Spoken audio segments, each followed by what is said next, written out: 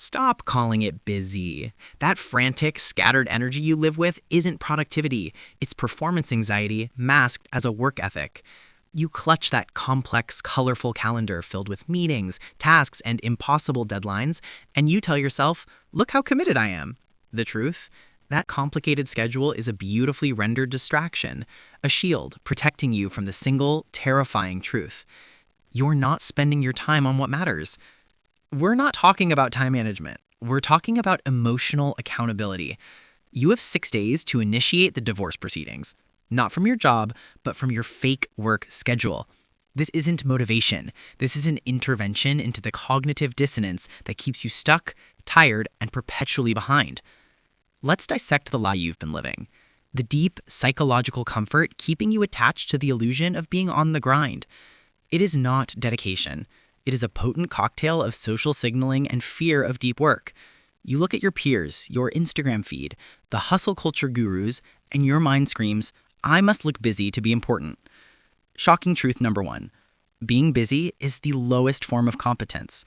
The moment you start optimizing for deep, focused work, you will feel less busy, but you will achieve more output than 90% of your frantic colleagues combined. Now look at the other trap, the fear of the void. You schedule back-to-back low-priority tasks, long meetings, and email checks because they fill the space where challenging high-leverage work should live. Your brain floods with the primitive panic of inadequacy, screaming, if I sit down to do the hard thing and I fail, what will that say about me? So you choose to stay in motion, easy, comfortable, low-stakes motion where failure is impossible because nothing important is ever started. But ask yourself, is the low-grade anxiety of perpetual distraction truly less painful than the sharp, finite discomfort of solving one major problem? The answer is no. The low-grade anxiety is chronic and it drains your focus. It cripples your potential. This is where the 6-day challenge begins. Day 1 is dedicated to radical awareness, the most difficult day. Sit in a quiet room, take out a notepad, and write down 3 lists. List A, the fake work you are tolerating. This is the stuff that fills your schedule but produces 0 real-world value. Excessive emailing, pointless check-ins, organizing files you'll never use, and scrolling for research. Be brutal. List B, the psychological payoffs of being busy. This is the reward of the fake schedule. The feeling of importance, the excuse for not exercising, the justification for being tired, the defense against starting your side project.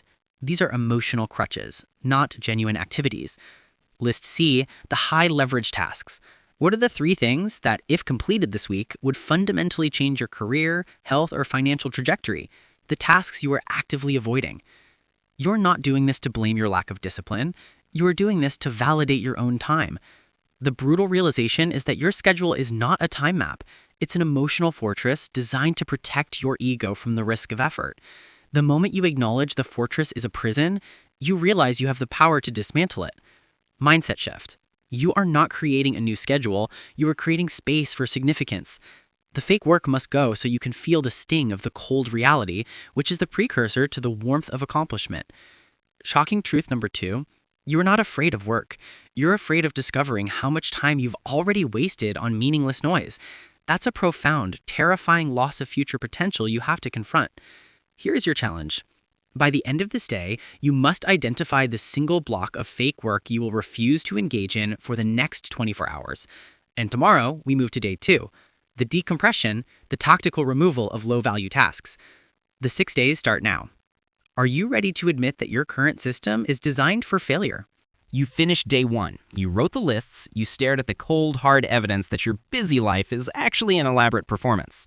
If you're honest, a small, panicked part of you is already trying to slip back into the comfortable rush. It's whispering, I better check my inbox one last time. I might miss something important. The world needs my immediate attention. Silence that panicked lie. That's the addiction to motion talking. That's your brain prioritizing the cheap, instant gratification of checking something off a list, regardless of its value. Day 2 and 3 are about decompression and targeted action. We are intentionally tearing down the flimsy emotional scaffolding that makes constant communication feel necessary. Your greatest trap is the narrative of indispensability. You tell yourself a story that you are the linchpin, the emergency contact, the bottleneck that everyone relies on, and that only your immediate response can save the day. Harsh realization number 3, your work is not a surgical operation. It's just a job. The world will not end if you ignore a notification for 90 minutes. The indispensability is a defense mechanism. It allows you to feel important to the hero who saved the inbox. You thrive on the constant input because it gives your otherwise stagnant, deep work a sense of urgency. You confuse reactivity for productivity. You confuse accessibility for strength. True strength is the ability to disconnect from the noise and focus on one single thing until it is complete. Let's talk about the psychology of the notification. Every ping, every buzz, every flashing dot is a dopamine trigger. Your brain loves novelty and it loves finishing a mini cycle, reading the message. Your fixed schedule is just a series of these mini hits, keeping you perpetually in a state of shallow distraction. You are addicted to starter energy, the feeling you get when you start 50 different things without the difficulty or fear of finishing one. This is your mission for day 2. Implement the 3-block rule. For the next 48 hours, you are going to emotionally withdraw the energy you usually pour into reacting to external stimuli. Block 1, email and messaging, 9 a.m. Process your inbox once. Close the tab, log out. Do not reopen until the next block.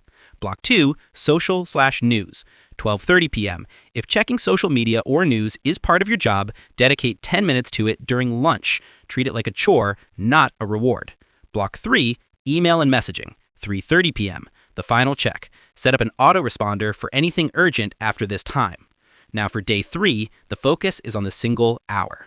You have successfully created space by implementing the 3-block rule.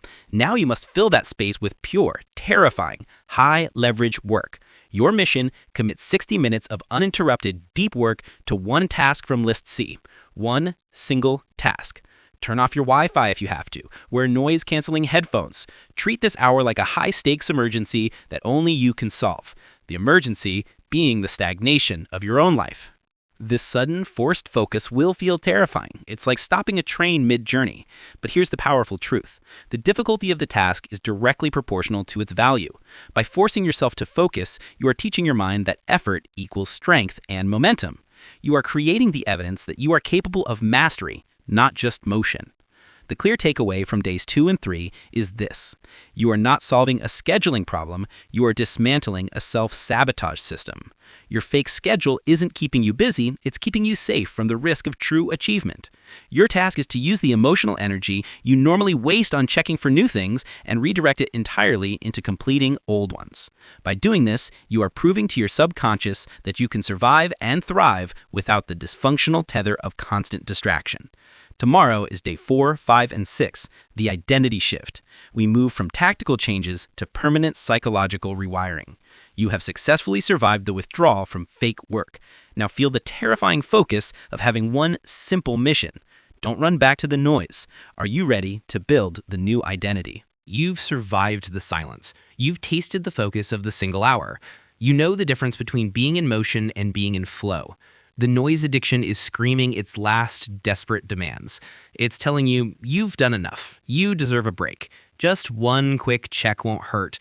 Lie. That's the old operating system trying to protect its territory. If you concede now, you lose the war and confirm to your brain that the comfort zone is still the ultimate destination. Day 4, 5, and 6 are dedicated to the identity shift. This is not about doing one more task. It's about becoming the person who is incapable of procrastination.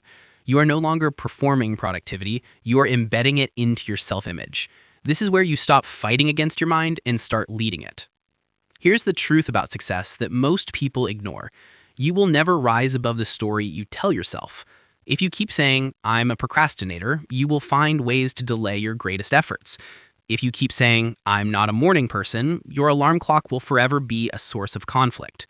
Your brain follows identity, not effort. Effort is temporary. Identity is permanent. This is your mission for the final 3 days. Enact the identity of mastery. The no-negotiation rule, day 4. You must kill the internal debate. When the alarm rings, get up. When the task is scheduled, start it. Your mind is like a spoiled child that will try to negotiate its way out of anything difficult. For day 4, the only acceptable answer to an unwelcome task is a blank, silent commencement. You teach your mind, through repetition, that the schedule is not a suggestion, it is law. Every time you act without negotiation, despite feeling tired, scared, or doubtful, you are creating an internal system that equates effort with self-trust.